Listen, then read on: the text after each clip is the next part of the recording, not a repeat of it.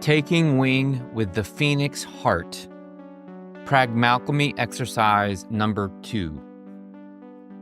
Note: if you haven't already done so, before proceeding with this or any other PragmAlchemy exercise, please read the PragmAlchemy Orientation. Also, be sure to start each session with the first exercise, energy intake in the cauldron position. Attention! This exercise can sometimes temporarily elevate blood pressure. Having said this, I wish to point out that taking wing with the Phoenix Heart also features a resistance breathing technique similar to one that has been shown to actually decrease high blood pressure. If you suffer from heart problems or are at risk of brain hemorrhage, please consult with your doctor before proceeding with this particular exercise. Initial positioning. Find a peaceful, comfortable space at home or another location where you can lie down totally outstretched in order to first do the starter PragmAlchemy exercise, energy intake in the cauldron position. This technique helps create space in and heat up your central power station, making any subsequent exercises considerably more effective. You'll follow this with the second technique detailed here for at least 6 minutes. This means that your total workout time will be a minimum of 11 minutes. You may or may not choose to wear earplugs and/or a sleeping mask to shut out noise and light, and potentially let yourself go deeper into your meditative breathing and visualizations. Both of these items are totally optional. Sometimes you might need or want one or both. Other times they simply might not be helpful. Just go with your gut feeling and release any need or desire to transform your PragmAlchemy practice into a mechanical routine. Note that you can perform taking wing with the Phoenix Heart as often as you like, but 11 minutes is probably the upper limit for how long you should do it by itself in a single session. So if you're maxing out the first 2 PragmAlchemy exercises in combination, your maximum workout session length would come to 21 minutes. It's easy to underestimate how impactful PragmAlchemy's simple bodywork, breathwork, and mental work can be. So please remember to build up slowly to longer sessions. This suggestion is particularly relevant now that you're stacking exercises. Also, if you're experiencing potentiation or other regenetics method activations, as covered in the PragmAlchemy Orientation, you'll definitely want to pace yourself to avoid any temporary healing crises that can result from rapidly stimulating detoxification. After you've finished energy intake in the cauldron position, immediately transition to this second exercise. Set your timer to the starter time of 3 minutes and place your touchstone, either your Ouroboros or a tightly rolled up hand towel, on the floor, ground, or other level surface in front of you. Ideally, as before, the surface will be something along the lines of a rug, carpet, or yoga mat without too much padding. This type of surface will allow you to generate enough pressure down through your connective tissue to undo or melt fascial adhesions at the bone level that constrict physical movement, limit blood, lymph, and energy flow, and lead to other negative outcomes. Ideally, you'll remain on your knees throughout this exercise. How far apart they are is up to you. You can also experiment with how high or low you keep your rear end. Just be sure not to stress your lower back, neck, or shoulders too much, and make sure you can breathe comfortably.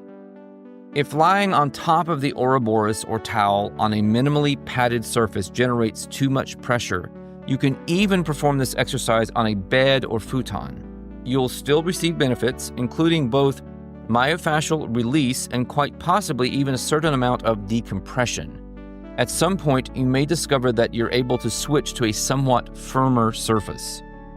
This time, instead of flat like a book positioned either horizontally or vertically, your Ouroboros should ideally be stood upright on its end like a tower, with either the longer or shorter side, your choice that you can change whenever you like, aligned with your spinal axis at the center of your sternum.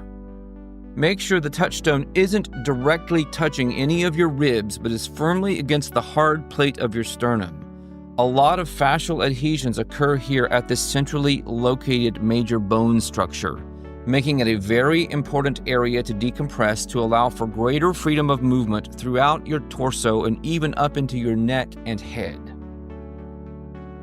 Variations. If this position creates too much pressure on your chest or you're using a rolled up towel, you have other options. You can lay your touchstone lengthwise, flat, aligned vertically with your spinal axis, north to south. In the case of the Ouroboros, if you decide to place it horizontally, east to west, instead of vertically, you can also choose between the broad and narrow sides to lie on. As always, consult the images for positioning if you need help visualizing this exercise. Breathing. Starting off, while breathing deeply through your nose from your abdomen, lie or lean down with your touchstone pressing against your sternum on top of the heart area. Inhale and exhale diaphragmatically in a relaxed manner as, balanced on your knees and initially elbows, you let your weight descend very, very slowly indeed. You can remain on your elbows some or all of the time, or incrementally sink until you can go no farther and the majority of your weight is resting on top of your Ouroboros or towel. Whenever you're on your elbows, be mindful to keep them aligned with your shoulders to avoid undue stress on your upper torso and rotator cuffs.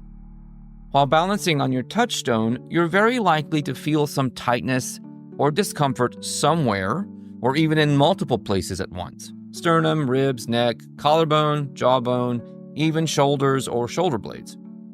As always in PragmAlchemy, be a pain searcher as you let your breath direct you while tapping into the transformative pain inside.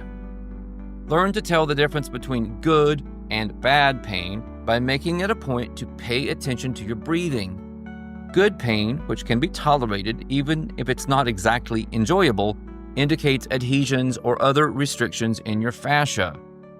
Fascinatingly, recalling the proverbial relationship between pleasure and pain, this type of pain can become almost pleasant with time as your body begins to associate it with release of restrictions and increased well-being overall.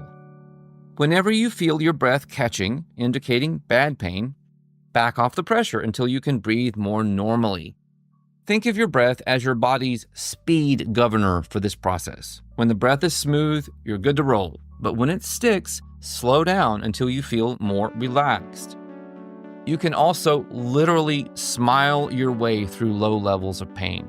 If you think I'm joking, try it and see for yourself. While not always effective, smiling often works wonders. This is because when we contract our say cheese muscles, we stimulate the brain to release feel-good hormones, aka endorphins. Having identified a good pain point, you'll likely become aware that the discomfort, while still present, quickly becomes more manageable. When not too acute, this discomfort is a positive sign indicating that your hardened fascia in that area is softening and is about to begin melting. That's great news. Throughout this exercise, breathe deeply and slowly from your diaphragm through your nose, starting in your lower belly and filling your lungs as completely as possible from the bottom up. Each in-breath and out-breath should last roughly 5 to 8 seconds.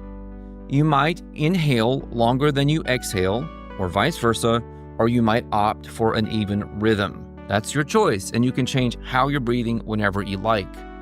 A full breathing cycle done this way should fall somewhere between 10 and 16 seconds.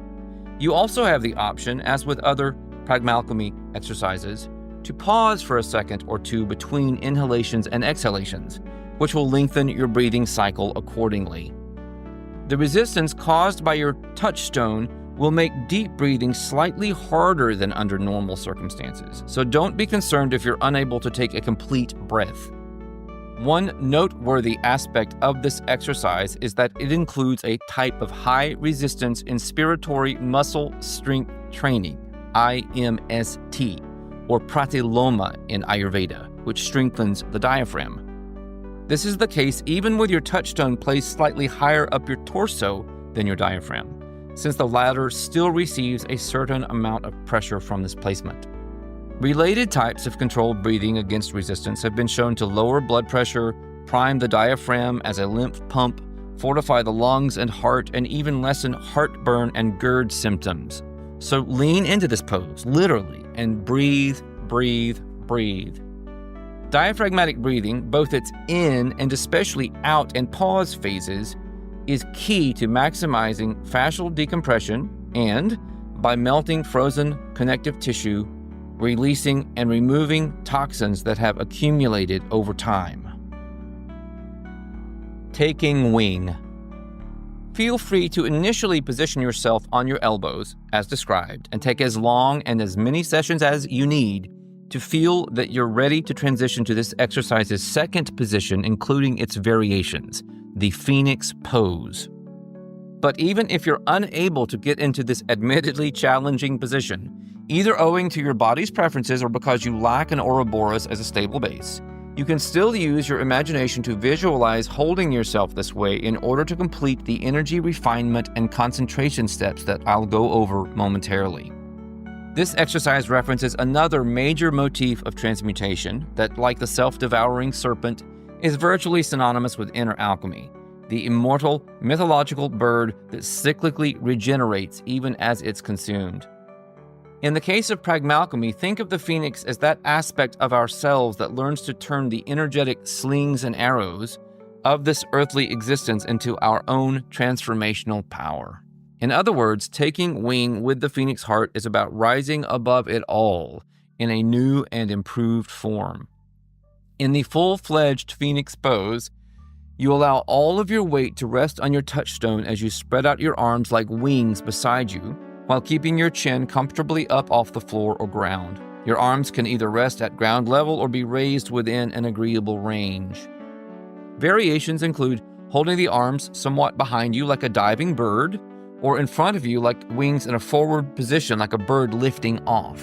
As always, check out the reference images if you need visuals. While the Phoenix pose is completely optional, it can absolutely help you maximize your energy accumulation by enhancing your ability to embody the visualization that I'm about to describe. The structural goal here is to create pressure on the sternum and heart area for at least 6 minutes. Some, all, or none of this time can be spent in the Phoenix pose, meaning you can be on your elbows as long and as often as you need to be. You can even move up and down, into and out of the Phoenix pose, slowly of course, whenever you like. 6 minutes is more than enough to melt a lot of adhesions in your connective tissue, especially in and around the sternum. This lessens restrictions and creates more space physically and energetically for the circulatory system to operate in a healthier fashion. Work your microcosmic orbit and perineum. As a reminder, keeping the tongue against the roof of the mouth whenever you're engaging this and other PragmAlchemy exercises is critically important. This positioning completes a full body circuit known as the microcosmic orbit. It also naturally helps support the weight of the head, which by itself can provide tremendous benefits in terms of stress reduction, straighter posture, and better alignment. You can even practice keeping your tongue in this position and benefit greatly while doing other types of exercises. Driving your car, working at your computer, and even falling asleep and sleeping. This practice can literally change the shape of your mouth and even, in some cases, straighten teeth. The precise position of your tongue doesn't really matter. It should just rest firmly but comfortably against the hard palate. If you're a little fuzzy as to the layout of your oral anatomy, I do recommend referencing a diagram of the mouth. By adopting this tongue position, you keep the energy you're pulling into your system via your breath and attention from thickening and stagnating, which can lead to inflammation, irritation, aches, and even healing crises. While pressing your tongue and inhaling slowly and deeply through your nose from your diaphragm, also be sure to contract the area between your genitals and anus, known as the perineum. Then, while exhaling, relax it. If you want to have a little fun with this concept, some people find it helpful to imagine that they're breathing through their behind, as one of my Qigong teachers loved to say. All humor aside, this will allow you to derive maximum physical and energetic benefit from your breathing cycle. Energy visualizations. Correct breathing and myofascial release and decompression are integral aspects of PragmAlchemy, but so is focusing your attention on specific energetic outcomes. Taking wing with the Phoenix Heart invites a creative meditation in which you picture yourself as a young phoenix taking your first flight. Check out the little painting of mine, First Flight, I've included to help you connect with the energy and excitement of this imaginary scenario. Perched on your touchstone with, optionally, your arms outstretched like a phoenix and chin comfortably raised without stressing your neck, first picture the space between your shoulder blades as your intake valve, where life force naturally enters you with every breath. Next, observe that in comparison to normal or even deep respiration, the amount of energy you're able to pull in is greatly increased thanks to the pumping action of your restricted diaphragmatic breathing. Feel the life force literally, almost tangibly being sucked into you not just through your lungs, but equally through your hands, legs, feet, back, skin and bones, and even in this exercise, your phoenix wings. Next, in your mind's eye, observe all of this powerful energy effortlessly flowing from your intake valve into your stomach, your primary digestive organ whose esoteric function is that of an energy refiner. With each inhalation, visualize your lungs expanding with energized breath, and then with each exhalation, expelling air whose energy has been filtered out. See the unrefined energy entering you with every breath as a milky cloud absorbed through your intake valve into your stomach as you completely exhale what has now become clear air, emptied of its cloud-like life force. For at least 3 minutes until your timer sounds, breathe slowly and diaphragmatically through your nose, visualizing powerful energy accumulating in your stomach. If you don't have a timer, just guesstimate. Reset your timer to 1 minute, or proportionately longer the more time you devote to energy intake. This means that if you choose to spend 6 minutes in the energy accumulation phase, you'll need to spend 2 minutes in the second alchemical phase, energy refinement. In the purification stage, the idea is to make all this freshly absorbed power your own and ready for your own use, without any negative influence from its source, by adopting, in your mind's eye, a predatory stance as you allow yourself to be nourished by your energetic prey. For this window of time only, stop being a young phoenix and pretend you're an apex predator consuming a fresh kill. Nothing in your habitat would dare to get close until you're done with your meal. This energy is now yours, and nothing can take it from you. This kind of fierce approach allows you to re-imprint negativity with your own positive intent. So by all means, don't be timid here. As the energy in your stomach becomes more and more purified, picture it as swirling an absolutely pure liquid gold while setting your timer once again for 1 minute. This is where you move the life force into your cauldron as you learn to do in energy intake in the cauldron position. But this time, instead of pushing or pulling the energy directly into your cauldron, you're going to first mentally route it through your heart. Use your breath along with your imaginary energy pumps to push or pull the energy.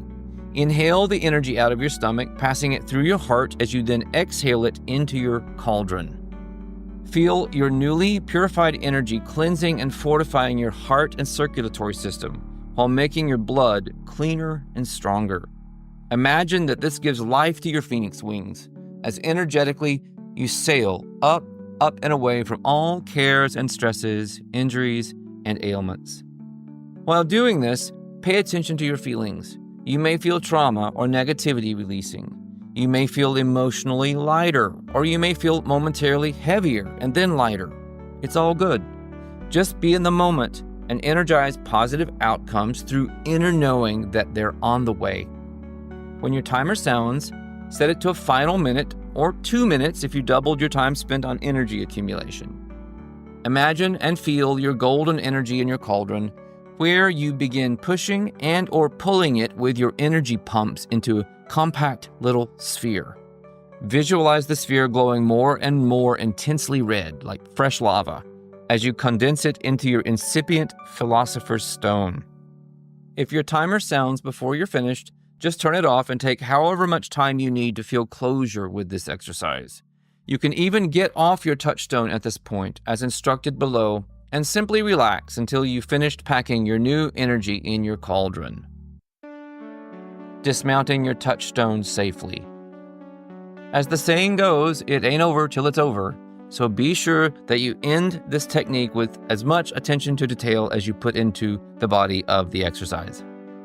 To avoid injury while getting off your touchstone, simply inhale deeply from your diaphragm, and at the pause just before exhaling, push yourself up and off as you breathe out. Congratulations! You've just energized your ability to regenerate yourself on spiritual, emotional, mental, and even physical levels. Moving on. Whenever you're comfortable performing this technique, you can move on to PragmAlchemy exercise number 3, awakening the alchemical child. Disclaimer: the information contained in this text is for purely educational purposes and is not meant to provide medical advice, diagnosis, treatment, promises, or guarantees.